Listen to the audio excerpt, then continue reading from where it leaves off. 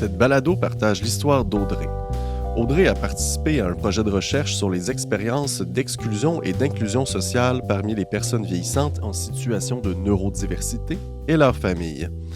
Notre projet a permis de recueillir les témoignages de personnes en situation de neurodiversité, âgées de 45 ans et plus, et de leurs proches, sur leur vie, leur expérience du vieillissement, leurs forces, leurs espoirs, leurs rêves, leurs réalités, leurs besoins et leurs souhaits en matière de logement, leurs expériences avec les services sociaux et de santé, ainsi que leurs réseaux sociaux et les aides dont ils bénéficient. Les objectifs du projet étaient de mettre en avant ces voix et de plaider en faveur de programmes et de politiques plus inclusifs qui tiennent mieux compte des réalités des personnes âgées en situation de neurodiversité, des défis qu'ils doivent relever et de l'action qu'ils mènent. Merci à Audrey d'avoir partagé son histoire avec nous. Audrey est une femme âgée de 56 ans née en France. À l'âge d'1 an, sa famille a immigré au Québec.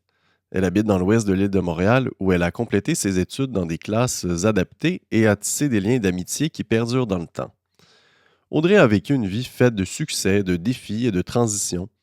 Elle a connu des situations d'handicap multiples et parfois complexes, dont certains sont congénitaux et d'autres sont apparus à l'adolescence. J'ai des problèmes de vision et d'audition. J'ai d'autres problèmes de santé aussi, mais qui sont moins pires, mais qui ne m'empêchent pas de travailler ou de faire des choses. Quand tu n'as pas la vision et l'audition, tu ne peux pas avoir de travail. Alors, tu n'as rien.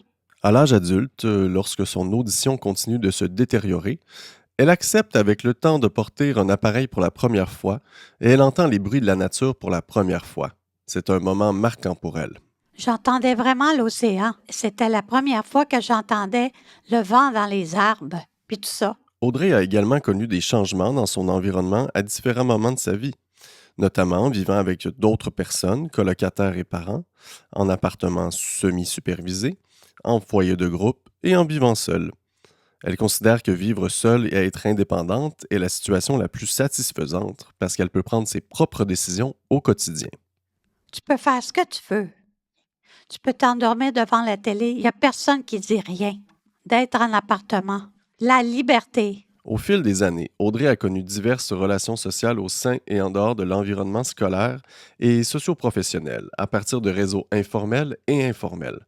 Au cours des entretiens, elle a décrit les difficultés qu'elle a rencontrées au cours de sa scolarité, car elle était souvent victime d'intimidation à l'école et on lui rappelait constamment qu'elle était différente. Oui, c'était difficile, c'est sûr. C'était comme pas évident. T'es là, t'es différente, t'essayes de t'intégrer. Il y en a qui donnent la vie plus misérable que tu l'as en vrai. Il y a des enfants qui sont dans les écoles. Ils n'ont pas besoin d'être handicapés pour être des punching bags.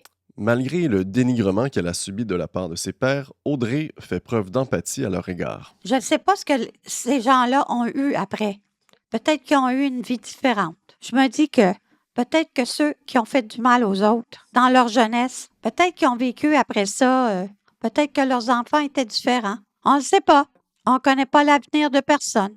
Audrey a également participé à différentes activités professionnelles ou récréatives et a parlé d'endroits où elle se sentait exclue en raison de son handicap et d'autres où elle avait un sentiment d'appartenance. Oui, c'était bien drôle. C'est un endroit que j'ai beaucoup, beaucoup aimé. J'étais confortable. J'étais comme à ma place là-bas. Je me sentais bien dans cet environnement-là. On se fait des amis, puis on apprend des choses sur eux comme tu t'imagines pas. Audrey affirme que le plus important pour elle est que ses activités quotidiennes, qu'elles soient professionnelles ou récréatives, lui apportent un sens et un épanouissement. Pour moi, c'est de m'occuper. Mais pas vraiment avec du travail, mais m'occuper. Surtout avoir du plaisir dans ce que je fais, même si c'est juste des activités pour me sortir de chez moi. Avoir d'autres choses à parler que chez moi. Audrey a bénéficié du soutien de nombreux intervenants issus d'organismes gouvernementaux et communautaires. En référence à un organisme communautaire où elle est cliente depuis l'âge de 18 ans, elle décrit: C'est comme ma deuxième famille. Pour Audrey, le changement d'un intervenant est vécu comme une perte significative. Ce qui arrive, c'est que, veut pas, quand on a des intervenants, on s'attache. On leur parle, on leur confie des choses. Quand il y a un changement, c'est comme si tu perdais un ami. À un moment donné, avec le temps, tu continues à te confier. Tu n'as plus tendance à avoir une amitié. J'en ai perdu beaucoup de qui j'étais proche. Ça fait de la peine. Certaines m'avaient invité chez elles. J'ai rencontré ses enfants. Ça blesse. C'est comme si tu perdais un ami, c'est simple. Malgré son caractère indépendant, elle reconnaît l'importance du soutien qu'elle reçoit pour atteindre ses objectifs. Avoir de l'aide, c'est pour épanouir sa vie. Les amitiés d'Audrey sont très importantes pour elle et la perte de son ami à 59 ans a également été un rappel difficile de son propre vieillissement. Elle essaie de ne pas penser au vieillissement, mais voir ses parents vieillir lui rappelle qu'elle vieillit aussi. Mais mes parents vieillissent. On essaie d'éviter d'y penser. C'est sûr que je les vois, leurs cheveux blanchir. T'essayes de ne pas penser à ça, là. Les autres avec, ils vont partir.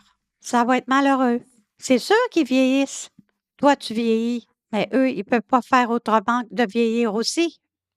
Malgré certaines de ses expériences difficiles, Audrey considère que ces moments ont façonné sa personnalité et qu'en fin de compte, La vie, c'est fun. dans la trentaine, malgré l'annonce de nouvelles conditions difficiles de santé physique, Audrey apprend à les gérer pour demeurer active. Elle s'implique notamment dans le comité des usagers d'un établissement de santé afin de défendre les droits et proposer des changements pour améliorer les services pour les gens en situation de neurodiversité. Je pense qu'on doit nous regarder comme des personnes, ben, j'aime pas ce mot-là, là, comme des personnes normales. J'aimerais ça qu'on nous regarde comme ça, qu'on nous donne les mêmes services, qu'on n'utilise pas des grands mots. Tu dirais ça aux gens qui s'occupent de nous. C'est un bel effort de leur part. Pour nous aussi, ça serait plus facile d'expliquer ensuite pour se sentir compris. C'est important de se sentir compris quand on parle à un médecin, à une infirmière. Par son implication dans différents organismes communautaires, elle se découvre de nombreuses passions, dont la peinture, et tisse des liens significatifs avec des pairs. C'est à 50 ans qu'elle vit l'un des plus beaux moments de sa vie. Elle devient citoyenne canadienne. Oui, c'était une grande étape. J'étais ici depuis longtemps, presque née ici. Pour moi, c'était chez nous d'avance. Je pense que c'est ça qui m'a aidé beaucoup. J'étais chez moi. J'étais allée à l'école ici. Je parlais la langue du Québec et du Canada, qui est l'anglais. Regarde là, c'est chez nous. C'est juste pour l'avoir sur papier. J'aurais pu le faire à 18 ans. J'étais comme, ah, ben non, je veux garder ma nationalité française.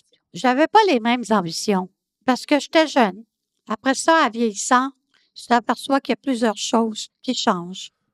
Audrey fait des apprentissages et développe de la sagesse grâce à des relations amicales qu'elle entretient avec des personnes plus âgées qu'elle. Lors de la dernière rencontre, Audrey nous a annoncé qu'elle venait de déménager. Pour elle, c'est un rêve qui se réalise. Elle pourra enfin être autonome dans un plus grand appartement dans lequel il sera possible de vieillir confortablement et préparer sa retraite. Malgré les appréhensions liées au vieillissement, elle conserve une attitude sereine et positive sur ce que le futur lui réserve.